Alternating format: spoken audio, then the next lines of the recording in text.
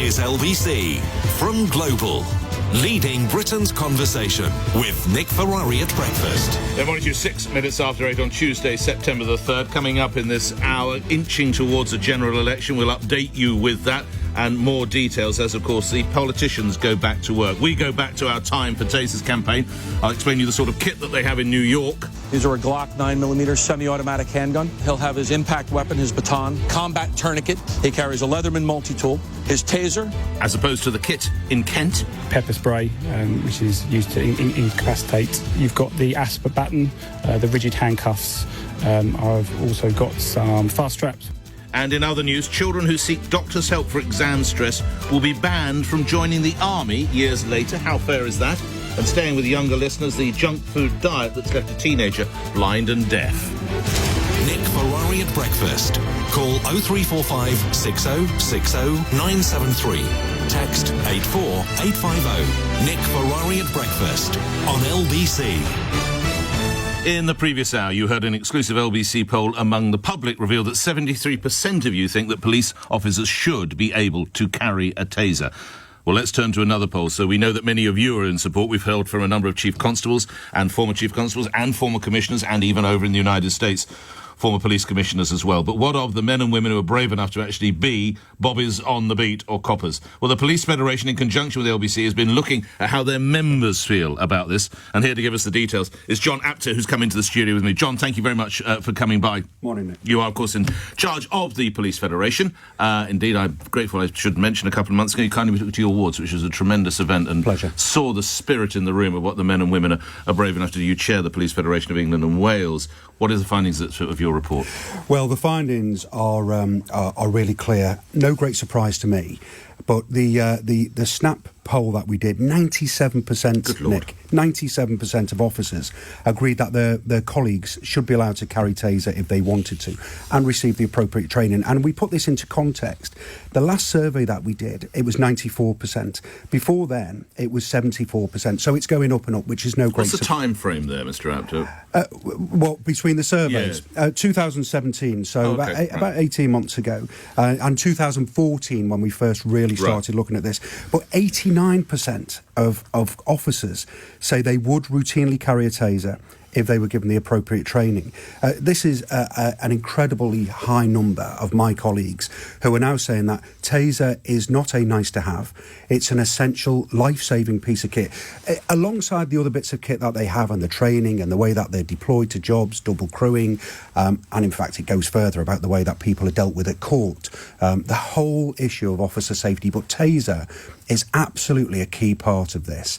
And we have seen, I've seen time and time again, it saves lives, Nick. It saves lives for my colleagues and the public. Now, we've had the Chief Constable of Kent, a man you probably know well, Alan Hughesley. Yeah. What about the impact on the bottom line for these police departments? Because it's around £1 million for kit and training that Kent had to find. They're not one of the biggest forces, but there's a fair number of men and women. What about the funding for all of this, John Apter? It's considerable. And when I started in this role, Nick, a year ago, I made a pledge to chief constables that I would play my part, and I've been lobbying hard. The previous Home Secretary, who now is the Chancellor, on ring-fencing funding for taser, because it's really expensive, and forces, as we know, are really struggling to cope. We're struggling to provide basic policing at the moment. I've had some good noises from Number 11 and from the Home Secretary that... Well, you're aware of what they've told LBC, discreetly, or a source, if you will. Indeed. And this is something I feel passionately about, because if the government, they've said some really nice things over the past few weeks about policing, well, they need to demonstrate that. And one of the ways they can is by saying to chief constables, we understand the pressures. If your officers want taser, don't allow the finances to be a barrier. We will provide ring-fence finances.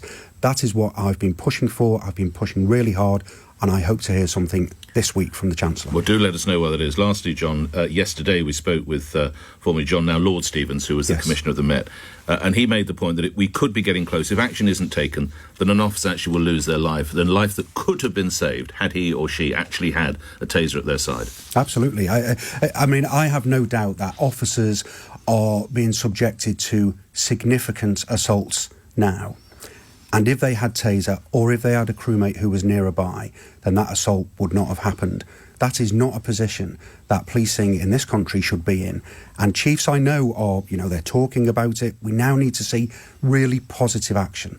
We need to see my colleagues provided with that life-saving bit of equipment, which will make their job that little bit easier and protect the public. Thanks to you and your work of your colleagues in doing that survey. Really great. Well, John Apter, you chair the Police Federation of England and Wales. Those numbers are in then. 97% with Mr Apter's poll, 73% with the general public. More of your views on that in just a moment. 11 minutes after 8. Richard Taylor, though, has concerns, and you're running a campaign about police deployment of tasers. What's your worries, Mr Taylor? Good morning to you.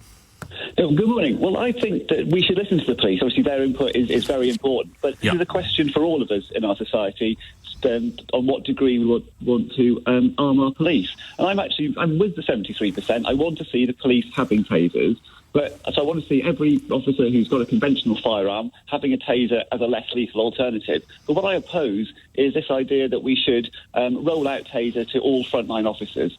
I think we've got something really great in this country in our culture of policing, and I think it's something worth keeping and maintaining. And I don't want to go down the line of routine policing by force. And I think that would actually make things more dangerous for everybody, for the public and for policing. You started this item by talking about policing in New York, but it's much more dangerous to be a police officer, a law enforcement officer in America, than it is to be a police officer in London or in the UK. So I think it's safer for everybody if we do our best to retain our culture, our society, which is a relatively low violence society for both police officers and the public. Well, it's a very reasoned and rational stance to take, but I put you now in the role, say, of a chief constable or a commissioner, and you then have a duty of care to the men and women who serve under you, and they're saying that they need this bit of kit because they think it makes them safer. What would you say to them, Mr Taylor?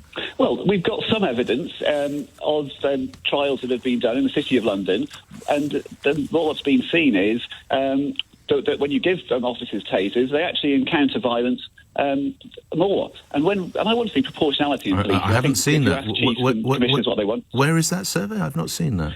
That's the Cambridge University research. It was done last year. The title is Less Than Lethal Weapons Effect, Introducing Taser to Routine Police Officers I'll be sure in to England look at and Wales, a randomised controlled trial in the Criminal Justice and Behaviour Journal, December last year. And it's actually, they tracked about 400 police shifts.